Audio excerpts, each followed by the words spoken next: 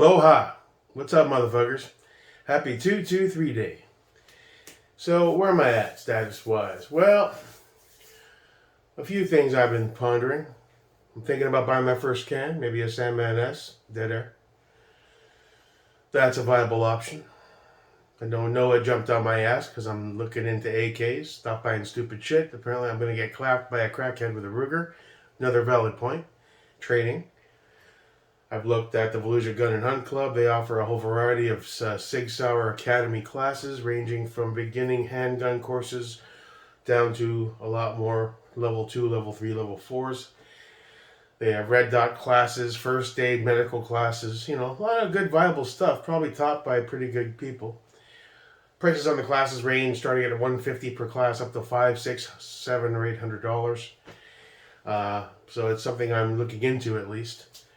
Definitely need more ammunition to shoot and train with on the handgun side and the rifle side. I'm looking at AKs. Well, it's a niche I've kind of wanted to scratch since I started this thing. I'm just curious. Looking at Zastava's, M70, M90, M92. I'm looking at the M85, chambered in 5.56. Wondering if it's worth going with a 5.56 chambered AK platform. There's the Kalashnikov KP9 that really piqued my interest, especially after holding it and watching some more videos on it. Seems like a good viable option to replace my PCCs that are now gone. The 43X idea was a good one, and I'm going to put a marker in that for later. I've decided to remove that from the options. I've got a great little carry gun in that SIG 365 XL. I need to put some time behind it and not get distracted with 2 carry guns. I think that would be most beneficial. I do want to get one. I love the way it felt. The 365 XL is a bit on the small side, I'm not going to lie. But it still feels good in the hand. I just have to learn to control it. So that's definitely a step in the right direction. So 43X is on hold. That's getting taken off.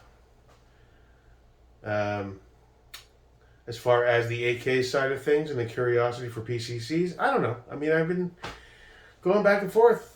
Watching more videos, asking questions in groups. I get a lot of responses. When it comes to AK Arsenal or nothing, I get it. They're the best. The price point's too high. And from what I've seen so far, Zastava is a good bang for the buck AK that will probably check off all those boxes. That you can get some Zenico furniture. Well, I don't know if you can still get it with all this shit going on in Russia and the Ukraine, but I've seen some of these things pretty tricked out, and they're fly, man. They're fly. So that's on the table. New can, Dead Air Chemo FDE, Sandman S. What's that, around 1,200 and change? Only problem with that is they'll probably up to a year wait for it. And you know me, I'm Mr. Instant Gratification. It's hard for me to let me pay something for something I really want, but I have to wait a year. That's hard. That's tough for me. It really is. But it's something I have to do eventually because I'm doing at least a couple cans, at least one in each caliber. One for the 9mm for the PCCs going forward, at least one, if not 2, for the ARs. As far as AR builds, I mean, I'm at 9 now. I think I've checked all those boxes off for quite a while. I don't see any more AR builds down the pike anytime soon.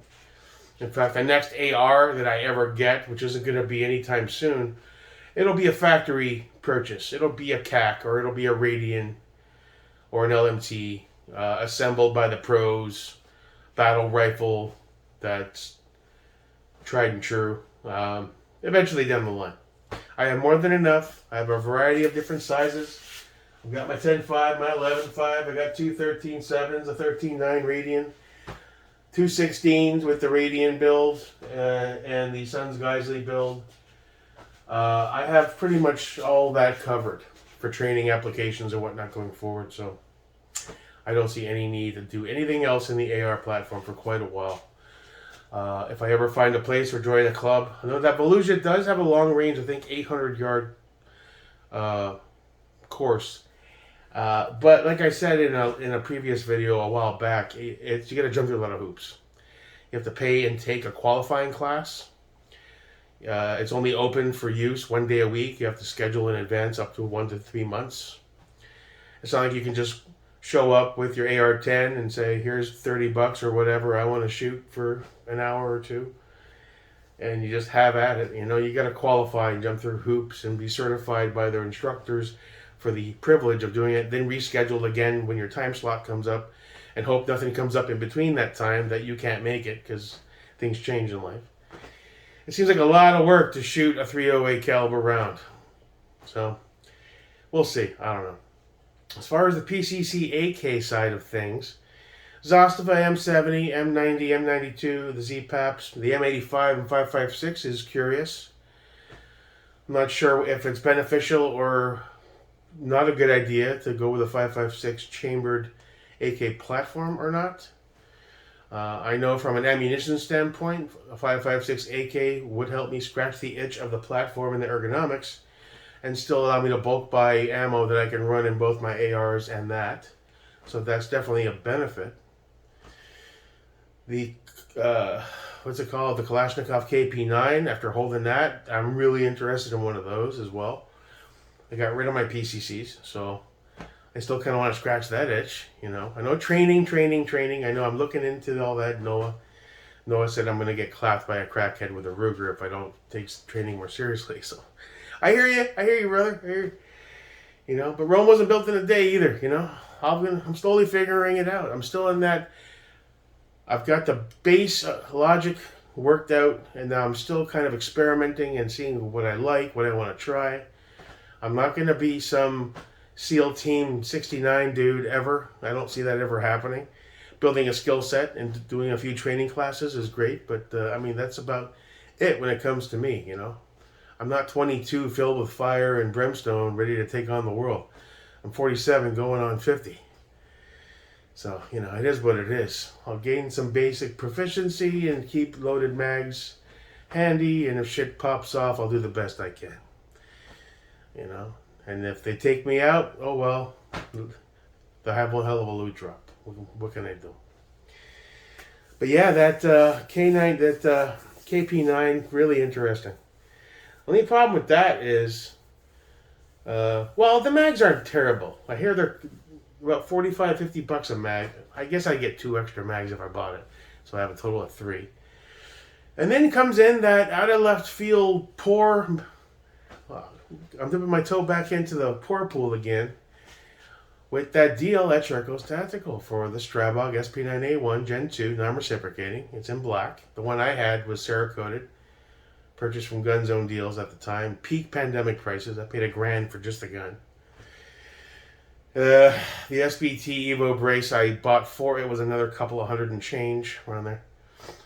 And it's, you know, the poor in me sees an SP9A1 Gen 2 non-reciprocating with 3 mags, 1 curve, 2 straights, for $650 all in. I'm like, wow, that's hard to say no to. And it's a gun I really liked. I only sold it to make moves to try to get some better AR builds started, you know, to really feel. Now I've gotten to that point where I feel satisfied. I truly do with all the ARs I have. I have no desire for another build at all. I want to tweak these, make sure they run perfectly, and just work with them. The Strabog for $650, all in with shipping and taxes and FFL, would be $750 out the door. You know, so I mean that's. But I also don't want to go where I've been. I want to try new things. Hence the AK curiosity, and the PCCs, especially the KP9. I don't want a Banshee right now. I don't want anything that's AR-centric. I want something different.